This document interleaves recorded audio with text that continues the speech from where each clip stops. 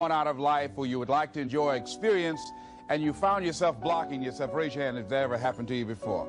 All right, very good. Here's what I want you to do. Shake somebody's hand on your right and your left, and here's what I want you to say.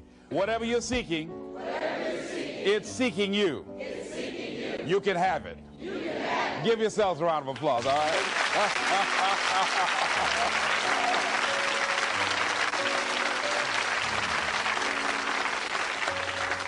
Now, the reason I brought that up is I was riding with a friend the other day, and I know this friend of mine who has been working on a job where she's been miserable for a long time. She was telling me about how she was miserable on the job and how she was so unhappy. So I said, if it's that stressful and if it's causing you that much pain, I say, why don't you just quit and do something else? And she said something that really put her in the chorus line with a lot of other people. She said, I would, but. And then I started thinking about that. I said, let me take a poll. So I started talking to other people, and I would ask them what they were doing. And I said, but is that your passion? And they would say no. I said, then what's your real passion? And they would tell me what their real passion was. Then I said, well, then why aren't you doing what you really want to do? Oh, I can do it, but. And they would continue on. So this word, but just kept on coming up. And then it also has some friends like woulda and coulda and shoulda. And one day, I'm going to have my own business.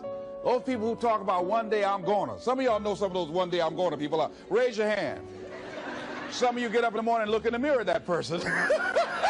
I just tease it, all right? So how is it that many times we block ourselves and we use these words almost like we're in a trance, like we're sleepwalking through life, that we find ways to cancel out our dreams? And I think that but is a dream killer, that a lot of things that we want to do, a lot of places we would like to go, a lot of things we would like to experience, and we just stop at but, and we build a case. In fact, I was reading something the other day that talked about but. It says, but is an argument for our limitations. And when we argue for our limitations, we get to keep them. See, but will cause you to procrastinate. But will cause you to hide out behind fear. But will cause you to come up with all type of excuses that you can validate your inaction and not acting on your dream. And right now, more than ever, people need to look for ways to live their dream. People need to look for ways to make it on their own. There is no such thing as job security. There's no such thing as a storm-proof or tragic-proof life. There are no guarantees today, ladies and gentlemen. The illusion is gone. There was a time when we graduated from high school, you were told, go to college and get out, and you go and work for a corporation for 30 or 40 years. They'll give you a gold watch and you'll retire. Special announcement, that day is gone. That day is gone, never to return again. So instead of people living in fear, feeling stressed out, feeling powerless, feeling like victims, I think it should be a time that we need to begin to look at ways that we can become an active force in our own lives. Look at ways when we can decide to take charge of our own destiny. Look at ways when we can decide to design a life of substance and begin to truly live our dreams. And it's time for people to decide, I'm ready to get on with my life. Shake somebody's hand on your right and left. A guy named Bob May say this, don't let nobody turn you around. Do that right quick.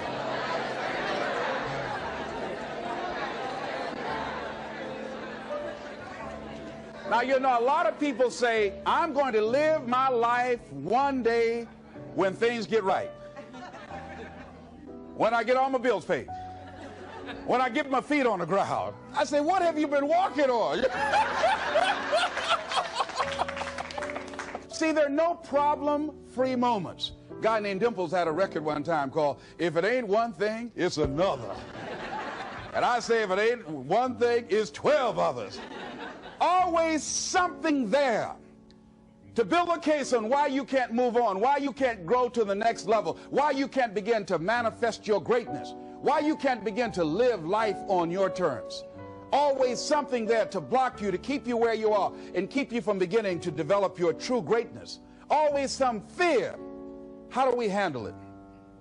And I'm saying that if you've been hiding out behind but, if you've been using the fact that you don't have enough money or you don't have the education, take it head on. Go get the education. I was saying to a guy the other day who was saying, I said, how old are you? He says, 47 years old. I said, your sister tell me that you can't read. He said, that's right. I said, why? Well, you know, I didn't go to school. I said, excuse me, how old are you? I'm 47. 47? Yes. And you can't read or write? Yes. Have you ever heard of adult school, adult education? Have you decided that you should learn how to read to begin to expand your world? Why are you using that as a racket?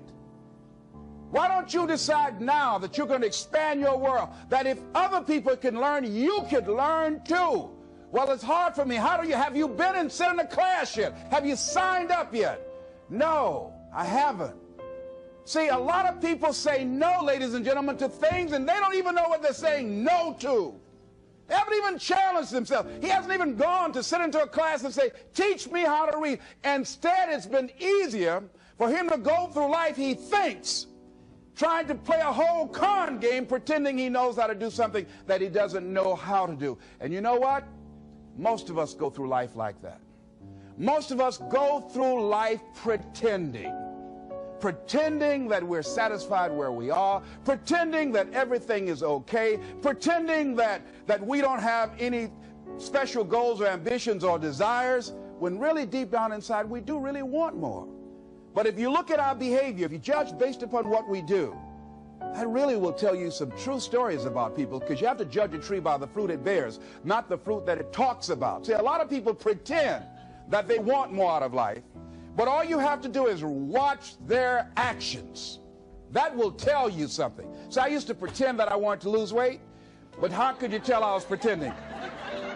Watch me when I have a piece of sweet potato pie.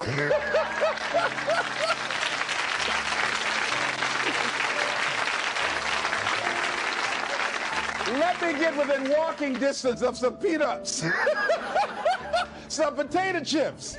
See, I was pretending that I really wanted to lose weight. No, you just watch what I eat. I tell you what I'm seriously committed to.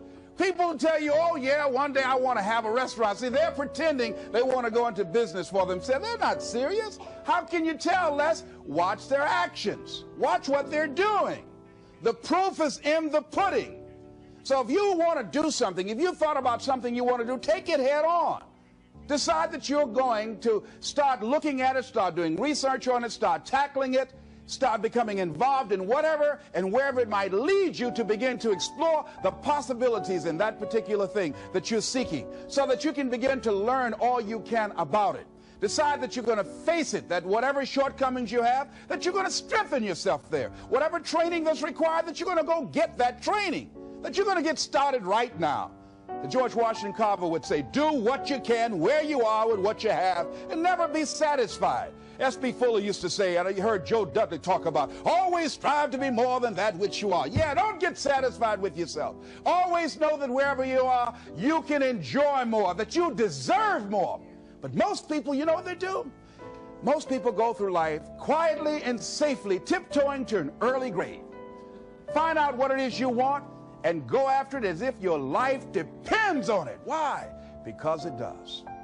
People that have found their passion, people that found the things that they love, people that have found the things that they can pour their lives into, those people live longer. I was in New York and I had to do a seminar at a special church, and a guy by the name of Reverend Johnny Youngblood. And I said, how is it that you were able to build this big housing facility and got all of the various community and religious groups together to have this dwelling for 2,000 residents that were once homeless? How were you able to take on this responsibility? Wasn't it overwhelming? He said, the kind of work I do, he said, it's in me. I've got to live what's in me.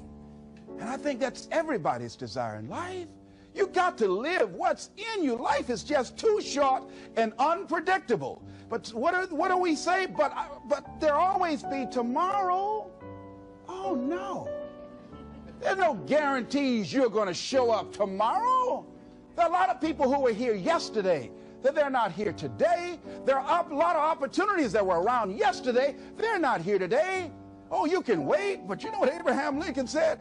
Well, good things might come to those who wait, but only the things that have been left over by those who hustle.